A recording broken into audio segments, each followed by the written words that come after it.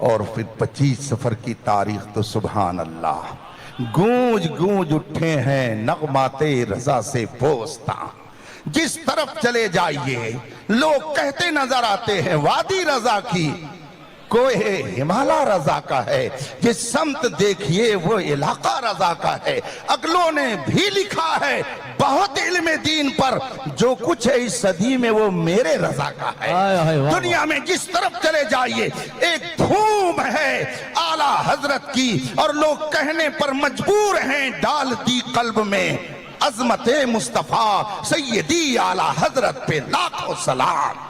یہ 25 سفر کی تاریخ یہ بھی ایک انقلابی تاریخ ہے، جس میں ہندوستان کا وہ عظیم رہنما دنیا سے تشریف لے گیا جو اپنے زمانے میں حدیث کے اعتبار سے دیکھا جائے تو امام المحدثین تھا، جو ہستی اپنے زمانے کے اعتبار سے مفسرین میں اگر دیکھی جائے تو امام المفسرین ہے، جس کے فضل و کمال کا اعتراف اپنوں نے غیروں نے کھل کر کے کیا ہے، بلکہ بعض نے تو یہاں تک کہا کہ مولانا احمد رضا کو انصاف کی نظر سے پڑھنا چاہیے، وہ علم کا ایک سمندر ہے، تم اس میں غوطہ لگاتے جاؤ گے علم کے موتی تم کو ملتے چلے۔ سبحان اللہ، واہ واہ۔ اعلیٰ حضرت جنہیں ہم پیار میں کہتے ہیں، مجدد دین و ملت جنہیں تحقیقی نظر سے کہتے ہیں، جنہیں ہم اپنے زمانے سے لے کر کے اب تک بے نظیر و بے مثال کہتے ہیں، جنہیں فقیہ فقید المثال کہا جاتا ہے، اور مارہرہ شریف کی خانقاہ کی آواز میں کہوں تو وہاں سے ارشاد فرمایا گیا کہ 200 سال پیچھے چلے جائیے اور اب تک مولانا احمد رضا جیسا کوئی جامع عالم ہماری آنکھوں نے اس دنیا میں کسی کو نہیں دیکھا ہے۔ 200 سال پیچھے دیکھیے، اب تک دیکھیے، امام احمد رضا جیسی جامعیت آپ کو کہیں اور نظر نہیں آئے گی۔ وہ علم ظاہر کے بھی بادشاہ تھے، علم باطن کے بھی بادشاہ تھے، وہ طریقت، حقیقت، شریعت، معرفت کا حسین سنگم تھے۔ اسی لیے مبلغ اسلام علامہ عبدالعلی میرٹھی نے ان کے بارے میں فرمایا تھا، تمہاری شان میں جو کچھ کہوں اس سے سوا تم ہو قسیم جامع عرفاں اے شہ احمد رضا۔ سبحان اللہ، سبحان اللہ، واہ واہ واہ۔ وہ 25 تاریخ بھی آنے والی ہے، پھر اس تیسری تاریخ کا اس سے تعلق کیا ہے تو آپ وہ تعلق مجھ سے نہ پوچھئے، اپنے دل سے پوچھ لیجئے۔ کہاں کھولے ہیں گیسو یار نے، خوشبو کہاں تک ہے، زلف کھلی بریلی میں، خوشبو پھیل گئے جام جودھ پور میں، زلف کھلی بریلی میں، مہک آ گئی کاٹھیا واڑ میں۔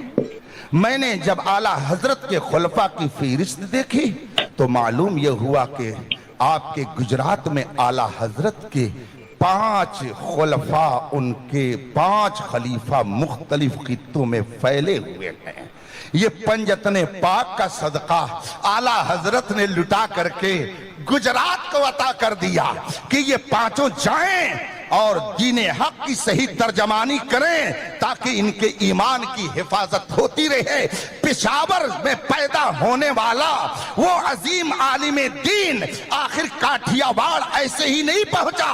علامہ محمود جان کی پیدائش پشاور میں ہوئی ہے، ان کے والد ماجد اپنے زمانے کے عالم دین تھے، مفتی بے بدل تھے، واعظ تھے، مناظر تھے، محافظ دین و ملت تھے۔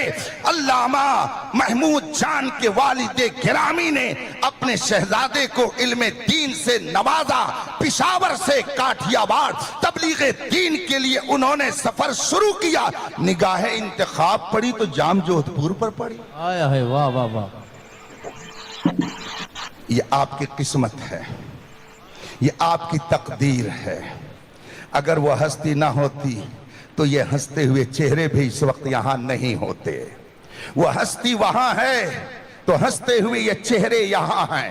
یہ فقیر بھی نہیں آ پاتا، अजीजम शाहिद सल्लमहु ने बेला मुबालगा कम से कम 200 मरतबा फोन किया होगा और उन्होंने इतनी मोहब्बत का इजहार किया। मैंने कहा भाई दर्स का वक्त है, पढ़ाई का वक्त है, आना बहुत मुश्किल है, मगर उन्होंने कहा नहीं, आना ही आना है। अजीजम मौलाना साद सल्लमहु को ऐसे मेरे ऊपर मुसल्लत कर दिया जैसे कोई किसी से कर्ज वसूल करता है।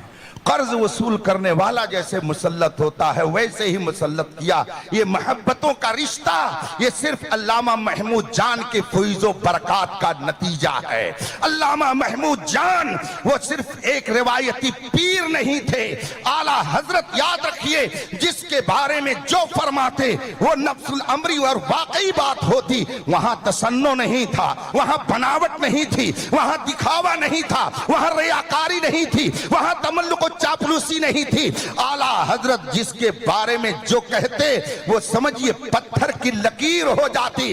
आला हजरत वही कहते जैसी बात होती थी। मुझे अच्छी तरह से याद है कि एक मौके पर किसी शख्स ने सलाम पढ़ते हुए या नबी सलाम अलैक पढ़ा और उसके बाद में जब बंद उसने पेश किया तो उसमें कहा याद में आका तुम्हारी रात रो रो कर गुजारी।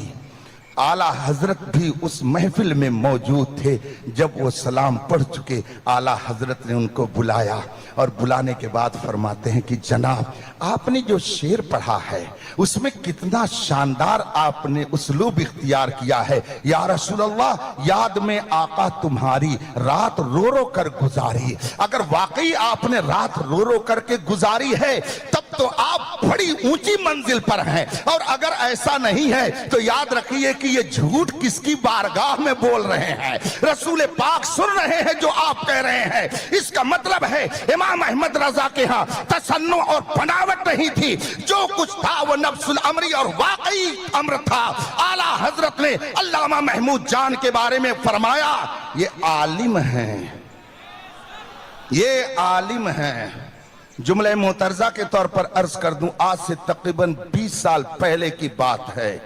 उलमा की मजलिस सजी हुई थी।